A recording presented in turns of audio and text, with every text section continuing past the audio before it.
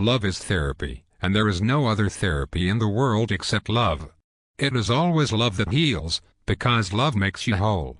Love makes you feel welcome in the world. Love makes you a part of existence. It destroys alienation. Then you are no more an outsider here, but utterly needed. Love makes you feel needed, and to be needed is the greatest need. Nothing else can fulfill that great need. Unless you feel that you are contributing something to existence, unless you feel that without you the existence would be a little less, that you would be missed, that you are irreplaceable, you will not feel healthy and whole. And prayer is the highest form of love. If love is the flower, then prayer is the fragrance. Love is visible, prayer is invisible. Love is between one visible person and another visible person. Prayer is between one visible limited presence and the invisible infinite presence of God. Love is limited, prayer is unlimited. If you can pray, no other therapy is needed. Therapies are needed in the world because prayer has disappeared. Man was never in need of therapy when prayer was alive, flowing, when people were dancing in great gratitude, singing songs in praise of God, were ecstatic just for being here, were grateful just for life. When tears of love, of joy were flowing from their eyes, and when there were songs in their hearts, there was no need for therapy. Therapy is a modern need, a poor substitute for prayer. Psychotherapy is a poor substitute for religion, very poor. But when you cannot get the best, then you settle for second best or the third best, or whatsoever is available.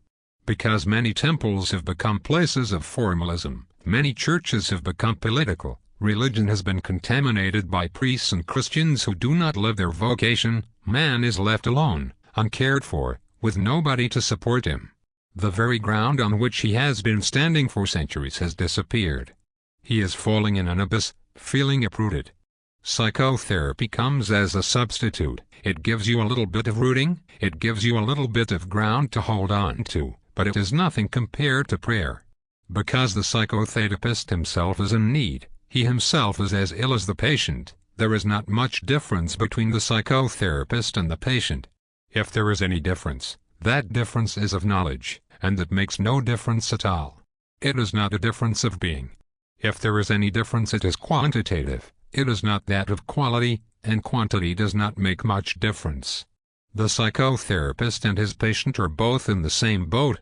In the old days there was a different kind of person moving in the world, the religious person, the Christian who truly strived to resemble Christ. His very presence was healing. Because he was healed and whole, his wholeness was contagious. Just as diseases are contagious, so is health. Just as illnesses can be caught from others, so can you catch something of the healing presence from the other. But for that, the psychotherapist will not be of much help.